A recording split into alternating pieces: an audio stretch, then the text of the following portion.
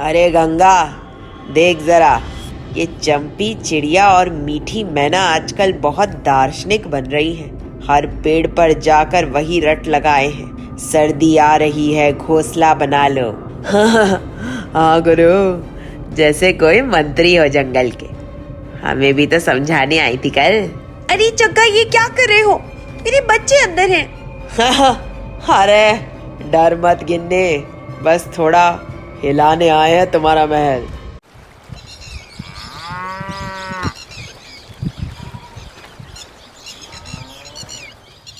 सुबह की हल्की धूप पेड़ों के बीच छन छन कर गिर रही थी। पत्तों पर अब भी कुछ बारिश की बूंदें टिकी थी। हवा में हल्की ठंडक थी। आसमान में कुछ बिखरे बादल अब धीरे धीरे गायब हो रहे थे। चंपी चिड़िया अपनी पंख झाड़ती है। अरे मीठी, महसूस हो रहा है हवा में कुछ तो बदल गया है। लगता है इस बार सर्दी जल्दी आ जाएगी। मीठी मैना अपनी डाल पर बैठी हुई। हाँ चंपी मौसी, मैंने भी देखा। आज सूरज भी कुछ ढीला सा निकला है। बच्चों को भी रात में ठंड लग रही थी। गिन्नी चिड़िया नीचे से उड़ती हुई आती है। तुम दोनों बिल्कुल सही कह रही हो। हमारे बच्चों को अब सर्दी से बचाने की तैयारी करनी होगी। मैंने तो सोचा है इस बार घोंसला मोटे तिनकों और सूखे पत्तों से बनाऊंगी।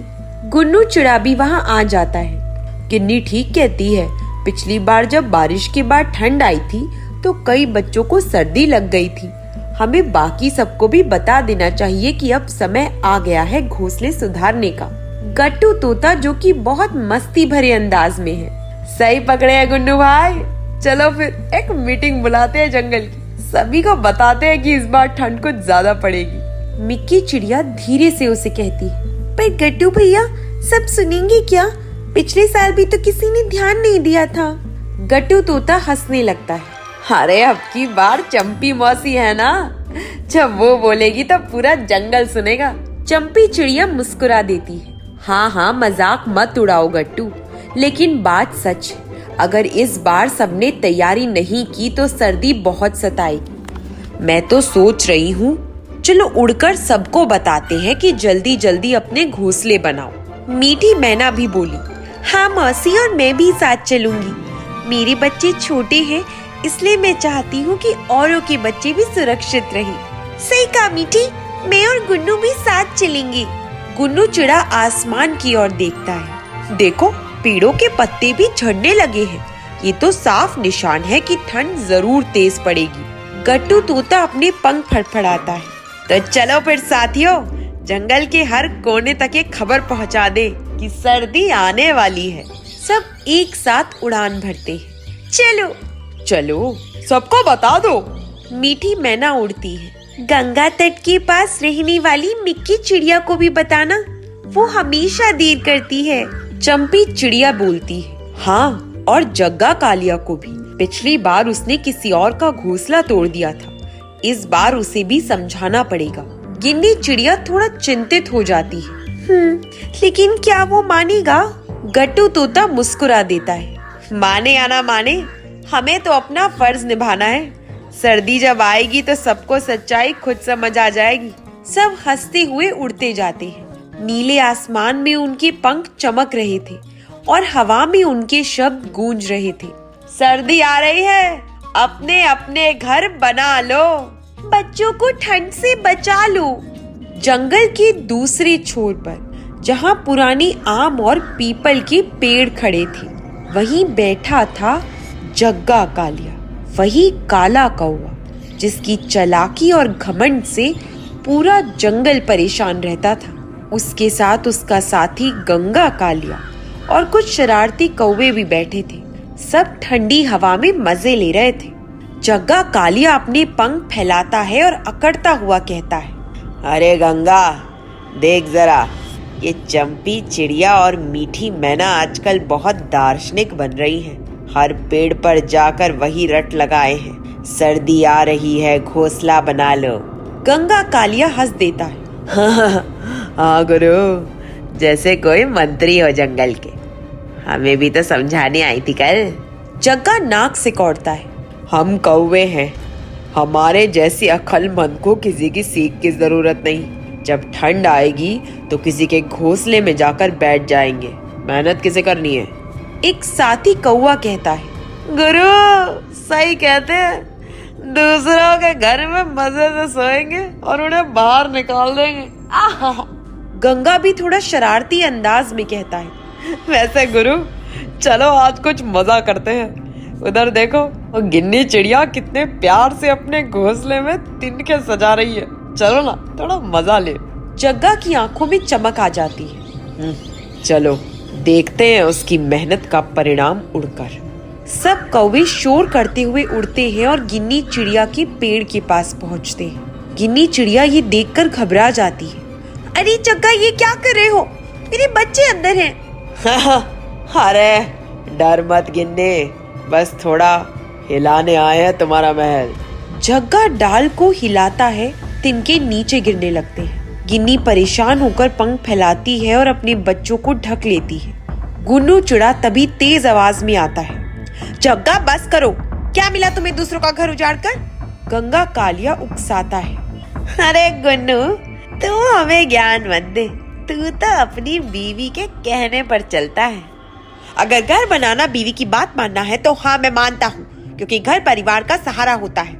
चंपी चिड़िया भी तभी वहाँ उड़कर आती है। जग्गा शर्म करो, सब मेहनत कर रहे हैं और तुम मस्ती में दूसरों का नुकसान कर रहे हो।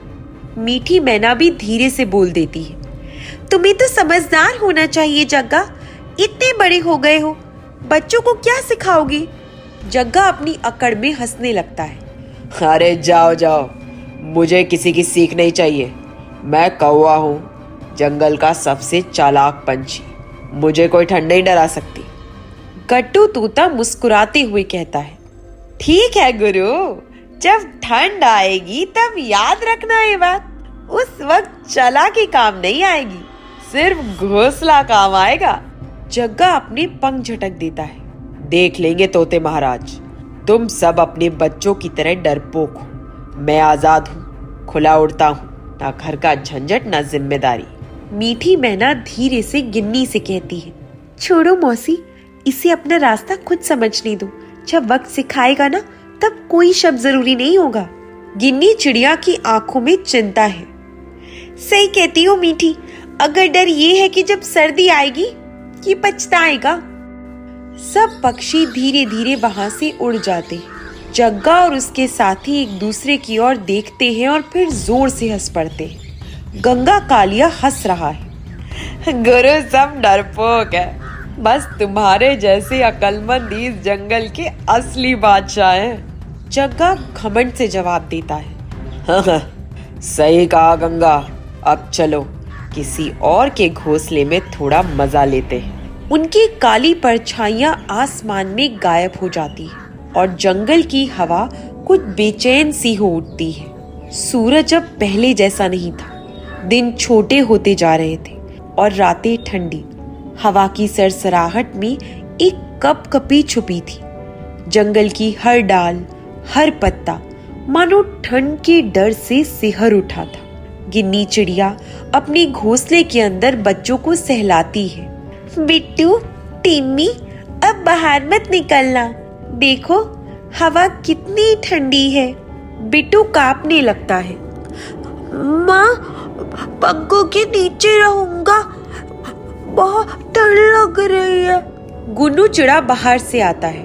गिन्नी, मैंने चारों ओर सूखे पत्ते ढूंढ लिए हैं, अब हमारा घोंसला और मजबूत हो जाएगा। गिन्नी संतोष की सांस लेती है। वाह गुन्नू, देखो मेहनत का फल अब मिल रहा है। हमारे बच्चे सर्दी में सुरक्षित रहेंगे। मीठी मैना भी अपने घोंसले में बैठी बच्चों से बातें कर रही है। सुनो बच्चों, जब भी हवा चले सब मिलकर आपस में पास बैठना। गर्मी बांटने से ठंड कम लगती है। छोटा बच्चा भोलेपन से पूछता है। माँ, क्या ठंड भी डर जाती है जब सब साथ हो? मीठी मुस्कुराकर जवाब देती है। हाँ बेटा, बिल्कुल, जब साथ हो तो हर मुश्किल छोटी लगती है। गट्टू तोता पेड़ की ऊंची डाल पर बैठा है। अरे वाह, सबके घोंसले अब तैयार हैं। लगता है इस बार कोई पक्षी परेशान नहीं होगा। उसी वक्त हवा का एक ठंडा झोंका आता है। गट्टू अपने पंख सिकोड़ लेता है।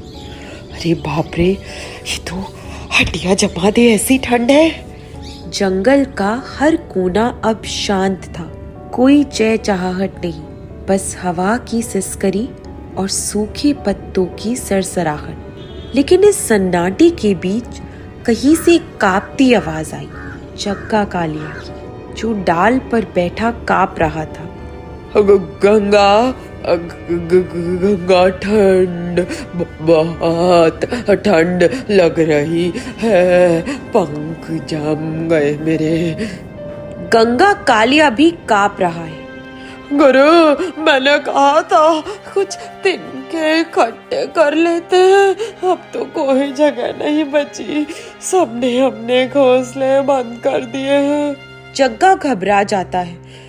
चलो किसी के पास चलते हैं, गिन्नी के पास, वो दयालु है, वो हमें जगह दे देगी। दोनों कांपते हुए उड़ते हैं और गिन्नी के पेड़ तक पहुंचते हैं। जग्गा कालिया उससे विनती करता है। गिन्नी बहन, हाँ गिन्नी, दया करो, ठंड से मर जाएंगे, थोड़ी जगह दे दो।